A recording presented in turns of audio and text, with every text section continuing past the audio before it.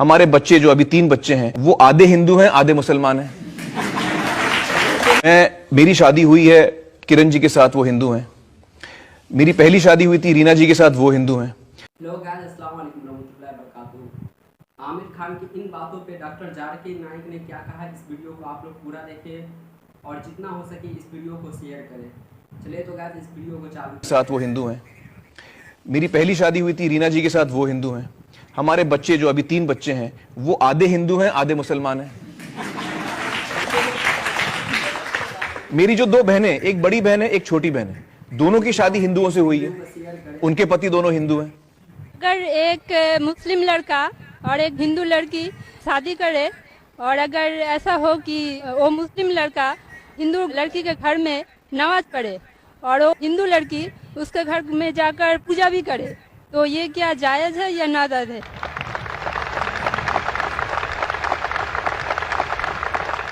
بہن کا اچھا سوال ہے کہ اگر ایک مسلمان لڑکا ہندو لڑکی سے شادی کرتا ہے تو کیا وہ مسلمان لڑکا ہندو کے گھر میں جا کے نماز پڑھ سکتا ہے، اور کیا وہ لڑکی مسلمان کے گھر میں پوجا کر سکتی ہے؟ نہیں. سب سے پہلے کچھ شرائط ہے ہر چیز کے. آپ اگر گاڑی رکھیں گے اور گاڑی کا ایک پہیہ رکھیں گے، سائیکل کا ایک پہیہ رکھیں گے، ٹریکٹر کا، تو گاڑی چلیں گی کیا؟ نہیں چلے گی. یا چاروں سائیکل کر دو یا چاروں ٹریکٹر کر دو. اسی لیے قرآن کی آیت ہے سورہ بقرہ کی سورہ نمبر 2 آیت نمبر 221 میں اللہ تعالیٰ فرماتے ہیں کہ آپ مشرکہ سے شادی نہیں کر سکتے جب تک وہ ایمان نہ لائے.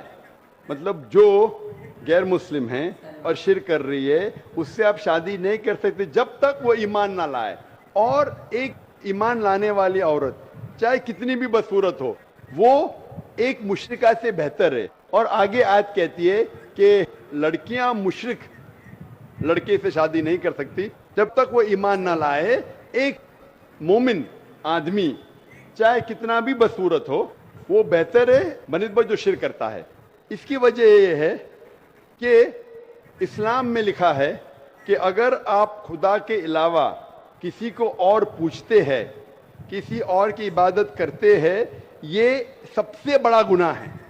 اور اللہ تعالیٰ فرماتے ہیں سورہ نساء میں سورہ نمبر 4 آیت نمبر 48 میں اور سورہ نساء سورہ نمبر 4 آیت نمبر 116 میں کہ اللہ سبحانہ و تعالیٰ اگر چاہے تو کوئی بھی گناہ کو معاف کر سکتا ہے لیکن شرک کو کبھی نہیں معاف کرے گا. اگر ایک انسان مشرک جیسا مر گیا تو اللہ تعالیٰ کبھی بھی اسے معاف نہیں کر سکتا، کیونکہ مشرک وہ شخص ہے جو شرک کرتا ہے. اور یہ سب سے بڑا گناہ ہے کیونکہ ہمارا خالق، ہمارا مالک، ہمارا ایشور، ہمارا خدا، ہمارا بھگوان، اگر ہم اس کو گالی دیں گے، یہ سب سے بڑا گناہ ہے.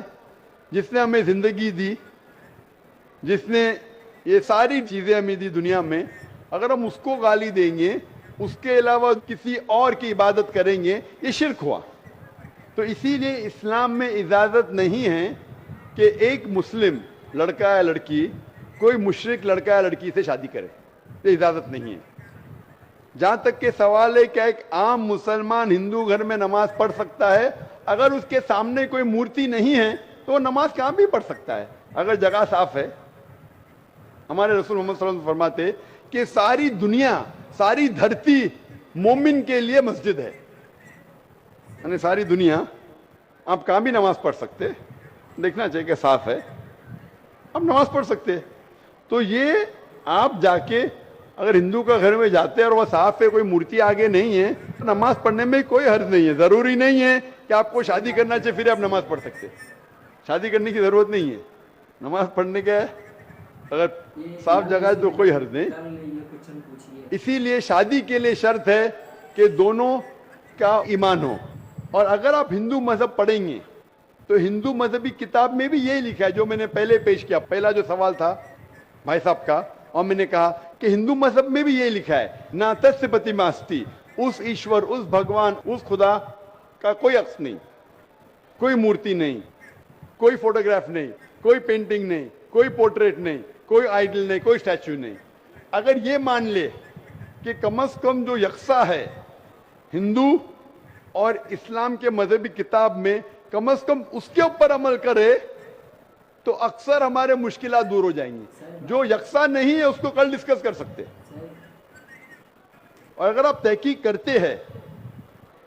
करते हिंदू मजहब की किताब पढ़ते और इस्लाम मजहब की किताब पढ़ते, दोनों में लिखा है खुदा एक है, दोनों में लिखा है खुदा का कोई अक्स नहीं है, दोनों में लिखा है कि खुदा का कोई बुत नहीं है, दोनों में लिखा है कि खुदा के अलावा किसी और की इबादत नहीं करना चाहिए, दोनों में लिखा है कि आखिरी पैगंबर मोहम्मद सल्लल्लाहु अलैहि वसल्लम में, दोनों में लिखा है कि शराब नहीं पीना चाहिए। मैं हवाले दे सकता हूँ और मैं तकरीर लिख दिया हूँ, similarities between Islam and Hinduism, इस्लाम और हिंदुइज्म में यकसानियत दोनों किताब में है।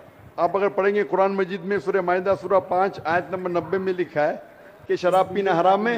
अब Manusmriti chapter number 9 verse number 225 पढ़ेंगे, उसमें लिखा है शराब पीना हराम है।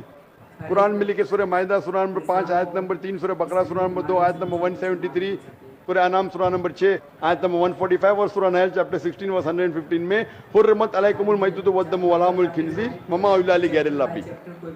क्या आपके लिए हराम है मरा हुआ गोश्त, खून, सूअर का गोश्त और वो खाना जिसके ऊपर अल्लाह के अलावा किसी और का नाम लिया गया है। आप अगर हिंदू मजहबी किताब पढ़ेंगे उसमें भी लिखा है क्या सूअर का गोश्त खाना हराम है। अगर आप तहकीक करेंगे काफी यकसानियत है। इस्लाम मजहबी किताब में लिखा है कुरान में सूरह नूर में सूरह नंबर 24 आयत नंबर 30 और 31 के अंदर हिजाब के बारे में, औरत को अल्हम्दुलिल्लाह हिजाब में होना चाहिए, सर से ढका होना चाहिए उसका जिस्म, सिर्फ जो दिख सकता है वो चेहरा और हथेली तक के।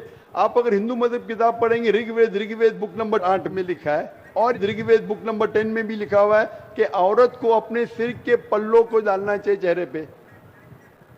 ऋग्वेद में भी लिखा है कि जब मर्द को देखे तो नजर नीचे करना चाहिए। ये कुरान मजीद में लिखा है सूरह नूर सूरह नंबर 24 आयत नंबर 30 और 31 कि जब भी कोई खातून मर्द को देखती है जो उसका शौहर या करीब रिश्तेदार नहीं है, और जब भी कोई मर्द कोई औरत को देखता है और करीब रिश्तेदार नहीं है तो उसे नजर नीचे करना चाहिए।